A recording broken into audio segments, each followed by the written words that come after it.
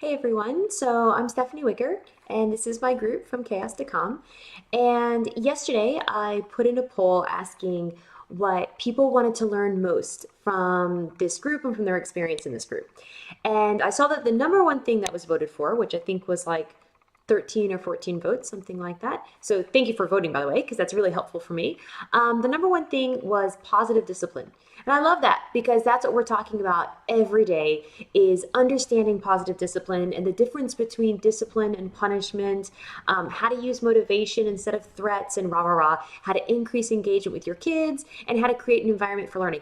All of those things are just the essence of positive discipline. So I'm really excited that we're on the same page and that you guys hopefully are using the content that I'm focusing on each week, and hopefully it's applicable for you guys. So I actually wanted to look at the second thing that you guys voted for, which was replacing threats and bribes. So really quickly, it's just my rabbit. Really quickly, I wanted to talk about bribes and threats and why I focus so much time on them. So if you've spent a lot of time in this group, then by now you know that a lot of my attention is on decreasing punishments and getting rid of punishments, but still using punishments in an effective, meaningful way, but understanding the difference between that and a threat or that at any kind of shaming or blaming the child for their behavior. So, okay, all right. So basically, with a threat or a bribe, I think the reason that there's something that we really fall back on quickly, and they're very tempting to use because they really seem to work. They seem really effective in the moment. So the other day, for example, my partner and I, we were flying to the States, and on the way back, we were at the airport, and there was this family sitting across from us. And this little boy was sitting between his mom and his dad, and he was getting really angry with his game on the iPad, and he was kind of yelling at the game and being noisy and just disruptive or whatever, and everyone was kind of looking over at him. And the dad kind of like reached up like that, like, "Oh, you be quiet, I'm gonna hit you," just a threat, which as an outsider I knew that threat meant be quiet or you're gonna get it,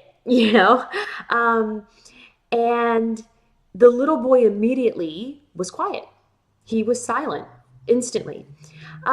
So, because he was quiet right away, I think that it had the impression that it worked.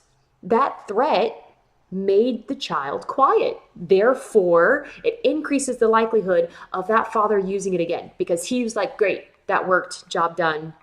That was easy, right? But a few seconds later, the little boy got up and moved to the other side of his mom where he was out of reach of his father. And I couldn't help but thinking that this is exactly the risk that we take when we use threats or when we use bribes, is that especially with threats, especially with punishment, with coercion, anytime that we try to control the actions of someone else, whether they're 3 years old or 30 years old, we're going to get similar responses.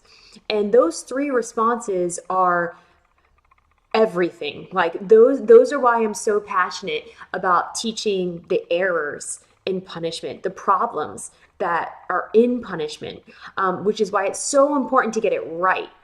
And those three risks that we take when we do lean on some kind of a threat, one is avoidance, which is what that little boy did. He went onto the other side of his mom, so now he's nowhere near his dad, and he's avoiding his father. So that's one risk that we take, is our children don't want to be near us. The second risk that we take is escape, is a running away.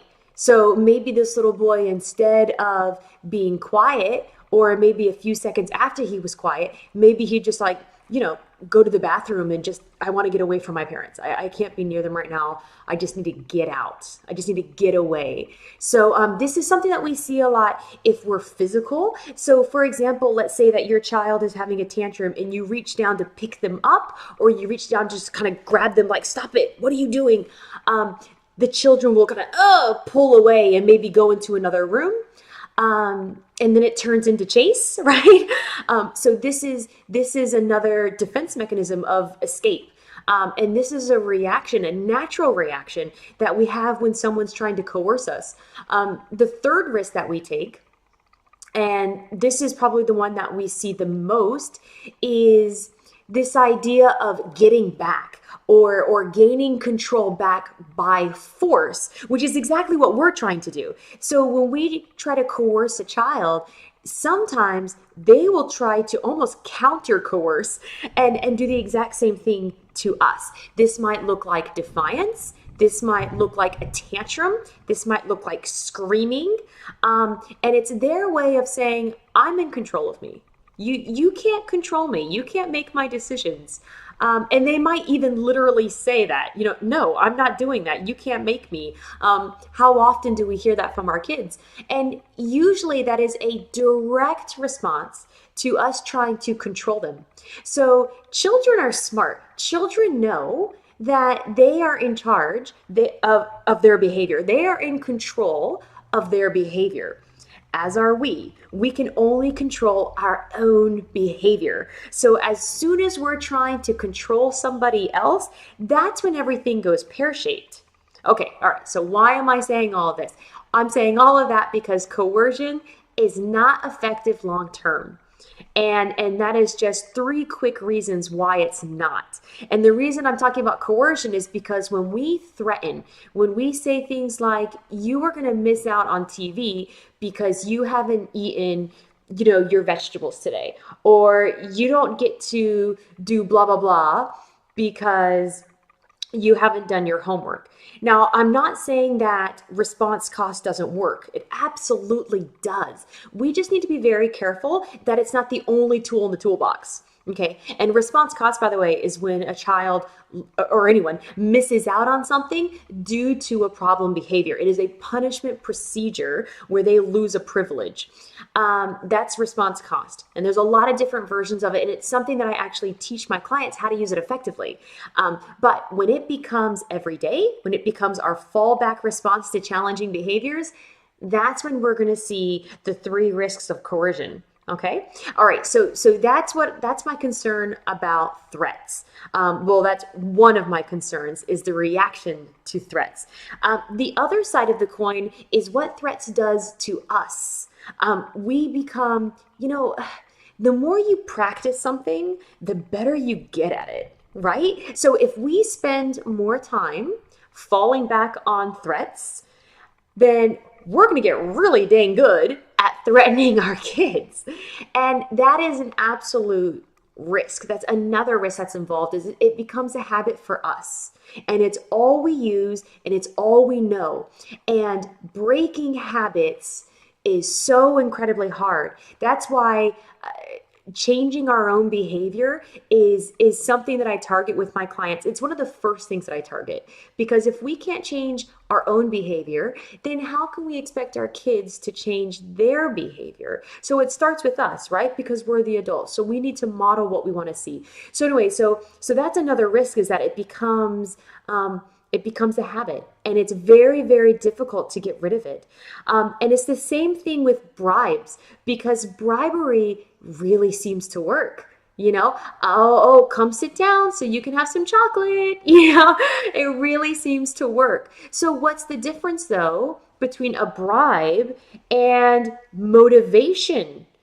Okay, big difference between the two, but easy to confuse them. Very easy. I would say that there's a few differences, but the biggest difference is that motivation is, you can fade it out to where it becomes natural. It becomes something that the child will experience every day in life, no longer contrived by us. That's what natural is. Okay, so for example, a natural consequence or natural motivation is putting your jacket on because it's cold outside. So if you go outside and you don't have your jacket, it's going to be really cold. Okay, so I want to be warm. Therefore, I'm going to put my jacket on. So that's a very natural consequence, right? There's also other kinds of consequences like that are natural, that are physiological, like hunger, sleepiness, things like that. But this is the issue with bribes. With bribes, you can't fade them out. So if you find that your child will come sit next to you and it's great, but only if I'm offering him chocolate. If I don't have chocolate and I say, come here, he won't come to me. He'll just act like he doesn't hear me. Okay, well, in that case, we need to talk about it because that constitutes as a bribe. That's definitely not motivation. So we need to find other ways to use motivation that we can fade out. And that's incredibly important. And that's one of the biggest differences. There's more differences as well, but that is the key one. And that's something that I work on with my clients is how to use motivation to shape behavior. Because it's one of the biggest things we do to create the behaviors we want to see while decreasing the behavior we don't want to see. Because the more often that a child is practicing good habits and good behaviors, and good, I mean by good behaviors that we want to see happen again and again, they become really good at it, just like our habits that I was talking about earlier. So the more that they practice these behaviors, the better they get, and then the more likely they are to fall back on them during challenging situations. And that decreases the likelihood of them falling back onto old habits that might have been more problematic, that might have been more disruptive. Okay, all right, so that's what it is about bribes and threats. That's all the information I'm going to give right now, and we'll talk more about it later on, but I just wanted to, because I saw people voting for it, so I figured maybe this is something we should talk about. All right, bye.